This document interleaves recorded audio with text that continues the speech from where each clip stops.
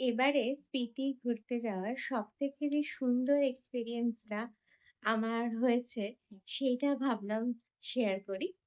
কারণ অনেক কিছু খারাপ এক্সপেরিয়েন্স আমি শেয়ার করেছি। কিন্তু এই এক্সপেরিয়েন্সটা একদম অন্যরকম ছিল। এটি কাজাতে হয়েছিল।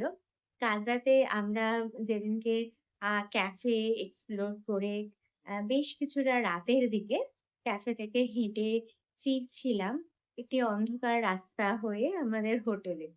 সেই সময় হঠাৎ চোখ চলে যায় আকাশের দিকে এবং আকাশের দিকে চোখ চলে যাওয়ার পরে যেটা আমরা দেখতে পাই, একটা অসম্ভব ঝকঝকে আকাশ।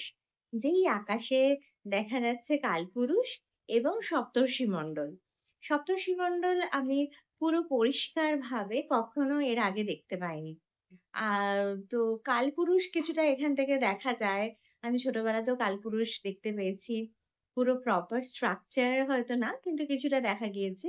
কিন্তু সপ্তর্ষিমণ্ডল যে এত পরিষ্কার ঝকঝকে আকাশে দেখতে পাওয়া যায়, সেটা আগে আমি কখনো দেখিনি। তো সেটা তো দেখেছিলাম, একটা অদ্ভুত লাগছিল এবং হঠাৎ সেই আকাশের দিকে চোখ রাখাতে দেখি আমরা কিছু আম particles move ও করছে। এবং আমরা তো এতটা অভিজ্ঞ নই। তা আমি ভাবছি যে তারা সরে যাচ্ছে আকাশে, এটা কি করে সম্ভব? এবং বেশ ফাস্ট, খুব তাড়াতাড়ি।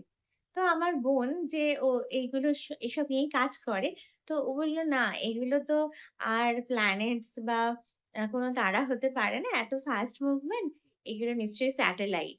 এবং আ সেই এক্সপেরিয়েন্সটা এতই সুন্দর ছিল। আমরা খালি চোখে দেখতে পাচ্ছি এরকম ঝকঝকে আকাশে আ তারা মতো স্যাটেলাইট মুভ করে যাচ্ছে।